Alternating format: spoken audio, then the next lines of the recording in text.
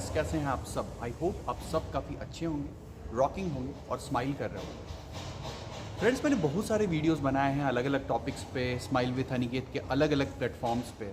Instagram का जो smile with Aniket का प्लेटफॉर्म है, या यूट्यूब का जो स्माइल विथ अनिकेत का प्लेटफॉर्म है, या फिर व्हाट्सएप पे जो हमारा ग्रुप है स्माइल विथ अनिकेत का वो है, या फिर लिंक्डइन पे जो स्माइल विथ अनिकेत का पेज है, उसमें मैंने बहुत सारे वीडियोस बनाए हैं अलग अलग टॉपिक्स पे, स्पिरिचुअलिटी पे, लाइफ एंड मोटिवेशन पे, जो मेरा फोटे है, जो मेरा प्रोफेशन है, HR ह्यूमन रिसोर्स मैनेजमेंट, उस पे, जॉब्स पे, बिजनेसेस पे। बट आज का जो मेरा ये वीडियो है वो थोड़ा सेंसिबल है। और मैंने जब ये न्यूज़ सुनी थी, जो आप अभी थंबनेल में भी देख रहे होंगे, पोस्टर में भी देख रहे होंगे, तो एक्चुअल में यार मैं काफ़ी देर बैठ के रोया। पहले मुझे दिल में काफ़ी दुख हुआ ये वाला न्यूज़ पढ़ के। बट मैं लास्ट 5-6 महीनों में ऐसे इतने सारे न्यूज़ देख चुका हूँ कि मुझे लगा इसके ऊपर में एक वीडियो बनाना चाहिए, प्रॉपर वीडियो करना चाहिए और आप लोगों को बताना चाहिए कि मेरा जो 8-9 सालों का एक्सपीरियंस है कॉर्पोरेट वर्ल्ड में। जब मैं 23 साल का था तब मैंने फ़र्स्ट टाइम अपनी जॉब की शुरुआत करी थी बैक इन 2015, और आज 32 इयर्स का हूँ। तो 8-9 सालों में जो मेरा खुद का एक्सपीरियंस है कॉर्पोरेट वर्ल्ड में जॉब करने का, मैं वो आप लोगों से शेयर करना चाहता हूँ कि मैंने क्या किया। और आई थिंक कि मेरी लाइफ में ये सारी चीज़ें सबकी लाइफ में होती है। आप कॉर्पोरेट वर्ल्ड में काम करते हैं, there are certain things that is there.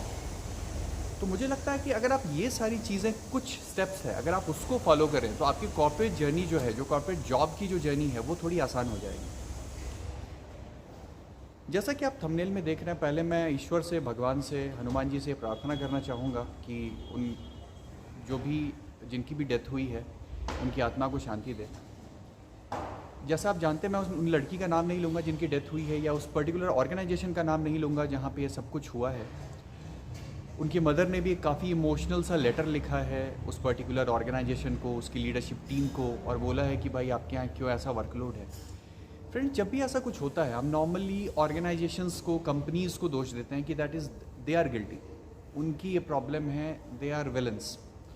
But actually में अगर मैं आपको सच में बात बताऊं, देखिए 2 चीज़ें हैं, एक है एम्प्लॉयर, दूसरा है एम्प्लॉई। हमारे हाथ में क्या हम कंपनीज़ को सही कर सकते हैं, उनके प्रोटोकॉल को, उनकी चीज़ों को सही कर सकते हैं, हम उनको सही नहीं कर सकते। हम खुद को सही कर सकते हैं, या खुद में प्लस या माइनस कर सकते हैं। तो आज मैं बात करूंगा कि एज एन एम्प्लॉई आपका क्या अप्रोच होना चाहिए जब भी आप किसी कंपनी के लिए काम करते हैं। मैं बहुत ही कुछ कूल स्टेप्स आपको बताऊंगा जो मैंने फॉलो किए हैं अपनी लाइफ में एज अ प्रोफेशनल। जो सबसे पहली चीज़ है जो हम सब लोगों को एज अ प्रोफेशनल फॉलो करना चाहिए, वो है एक्सेप्टेंस।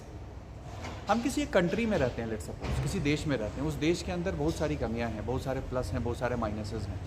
नॉर्मली हम क्या करते हैं, जो भी प्लस एंड माइनसेस होते हैं, हम ये कहते हैं कि भाई ये सारी चीज़ें ख़राब हैं, तो ये पूरा देश ही ख़राब, इस देश को छोड़ देना चाहिए।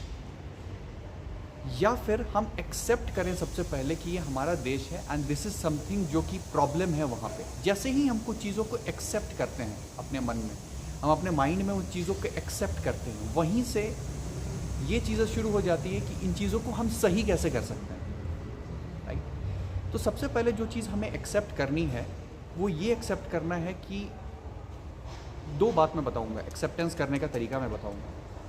मुझे एक कॉर्पोरेट वर्ल्ड के बहुत ही सीनियर एम्प्लॉय ने बोला था, एक सेमिनार था, एक बड़ा कॉर्पोरेट सेमिनार, जब मैं MBA कर रहा था, उसको मैं होस्ट कर रहा था, मैं उसका एंकर था उस टाइम पे।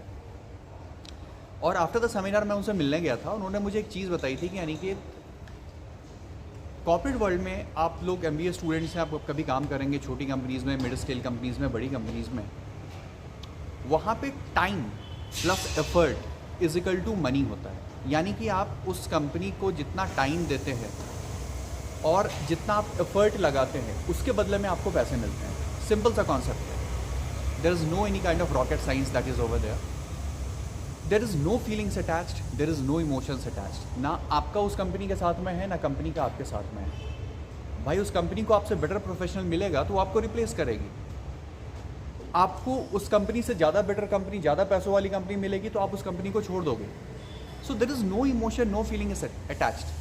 सेकेंड थिंग, जो उस पर्टिकुलर सेमिनार में उस पर्टिकुलर स्पीकर ने, जो कॉर्पोरेट वर्ल्ड के एक टॉप एम्प्लॉई थे, उन्होंने बोली थी कि we are not a family, companies are not a family, we are professionals. Normally आप किसी कंपनी में जब काम करते हो तो वहाँ क्या बोलते हैं कि ये एक फैमिली है, हम लोग सारे फैमिली मेम्बर्स हैं। No, we are not a family, we are professionals, we are working in a professional setup, right. हम पैसों के लिए काम कर रहे हैं, आपके साथ में जितने भी लोग हैं वो सब पैसों के लिए काम कर रहे हैं। अभी जो पोस्ट जिन लड़की का वायरल हुआ जो एक चार्टर अकाउंटेंट थी, और जैसा कि आप जानते हैं चार्टर अकाउंटेंसी का जो रिजल्ट है वो 0.0001% होता है। यूपीएससी के बाद it is the second most toughest exam of India. वहाँ से क्रैक करने के बाद वो एक बिग 4 कंपनी में काम कर रही थी, और उनकी डेथ पे, उनके फ्यूनरल पे भी उनके कोलीग्स नहीं गए। तो अगर हम इसको इस एंगल से देखें कि भाई एक तो this is against the humanity, बिल्कुल ही इंसानियत के खिलाफ है। बट मैं जो दूसरा एंगल आपको बता रहा हूँ, अगर हम ये एक्सेप्ट कर लें कि हम जहाँ पे काम कर रहे हैं, और दिमाग में, दिल में 100% ये एक्सेप्ट कर ले कि हम लोग जहाँ भी काम कर रहे हैं वो सारे प्रोफेशनल्स हैं, किसी का किसी से कोई मतलब नहीं है, कोई किसी से इमोशनली अटैच नहीं है, अगेन एक्सेप्शंस को हटा के, तो फिर हमें कभी भी दुख नहीं होगा। एक्सेप्ट करना है that we are working in a professional setup, पैसों के लिए काम कर रहे हैं। जो टाइम, जो एफर्ट आप लगा रहे हैं उसके बदले वो ऑर्गेनाइजेशन, वो संस्था आपको पैसे दे रही है in terms of salary, in terms of bonuses. अगर आप अच्छा काम कर रहे हो तो वो आपको डेजिग्नेशन आपका बढ़ा रही है, आपके पैसे बढ़ रहे हैं, राइट, आपका मार्केट में नाम हो रहा है। तो पहला चीज़ है एक्सेप्टेंस। सेकेंड थिंग जो मुझे लगता है करना ही चाहिए वो है आपका KRA फुलफिलमेंट। जब भी आप किसी ऑर्गेनाइजेशन को ज्वाइन करते हो तो वो एक सर्टेन चीज़ें आपको देते हैं लिस्ट में लिख करके कि भाई आपका ये X अमाउंट ऑफ सैलरी है, आपको हम X अमाउंट ऑफ सैलरी देंगे, आपको X अमाउंट ऑफ वेरिएबल्स देंगे, आपको X अमाउंट ऑफ बोनसेस देंगे, उसके बदले में ये 10 चीज़ें आपको करनी है। अगर आप वो 10 चीज़ें क्वालिटी के साथ में, टाइम कंस्ट्रेंट के साथ में, 100% एफर्ट्स के साथ में फुलफिल करते हो तो कोई माइकल लाल आपको आपके ऊपर वर्कलोड नहीं डाल सकता है। आपके पास में 7 से 8 घंटे हैं उस कंपनी में जो आप काम कर रहे हो, और आपको 10 चीज़ें दी गई हैं, 20 चीज़ें दी गई, जितनी भी चीज़ें हैं, depending upon company to company, organisation to organisation, इन 10 चीज़ों को फुलफिल आप 100% करो, आपकी लाइफ में कभी भी कोई भी प्रॉब्लम नहीं आने वाली। KRA fulfilment, I think this is the most important thing. जो तीसरी चीज़ है जो मैं समझता हूँ हम सारे कॉर्पोरेट प्रोफेशनल्स यहाँ थोड़ा गैप करते हैं, we think that the company where we are working is the whole world, is the whole life. No, it is the biggest myth. मैं as a recruiter, as a HR आपको ये बात बता रहा हूँ that this is the biggest myth you can say. biggest myth इसलिए है क्योंकि एक ही कंपनी इस पूरी दुनिया में नहीं है। आप एक कंपनी में काम कर रहे हो जहाँ पे आपका वर्कलोड, आपका स्ट्रेस बहुत ज़्यादा है, चीज़ें निगेटिव हो रही हैं, आपकी पॉजिटिव पार्ट्स को आपके बॉसेस नहीं देख रहे हैं, आपके मैनेजर्स नहीं देख रहे हैं, आपके स्टेक होल्डर्स नहीं देख रहे हैं। उस मोमेंट पे आपको ये नहीं करना है कि भाई उसी कंपनी के साथ में, उन्हीं लोगों के साथ में, उन्हीं स्टेक होल्डर्स के साथ में, उन्हीं मैनेजर्स के साथ में आप कंटिन्यू कर रहे हो। मैं आपको अपना एक लाइव एक्सपीरियंस शेयर करता हूँ। आज से 6-7 साल पहले मैं काम कर रहा था एक कंपनी में, वो एक मिड स्केल कंपनी थी, और मेरे ऊपर काफ़ी, मेरे 2-3 मैनेजर्स थे जो थोड़े टॉक्सिक थे, उनका एक वे ऑफ टॉकिंग अच्छा नहीं था, और ये सारी चीज़ें थी। मैंने सबसे पहला काम किया कि उस कंपनी में रिज़ाइन कर दिया जाकर, सबसे पहला काम, क्विट द कंपनी ना। और ऐसा नहीं है फ्रेंड्स कि अगर आप एक कंपनी में काम कर रहे हो और वहाँ चीज़ें अच्छी नहीं हो रही हैं और आप क्विट कर दे रहे हो उस कंपनी को, तो आपको दूसरी जॉब नहीं मिलने वाली। This is a biggest myth.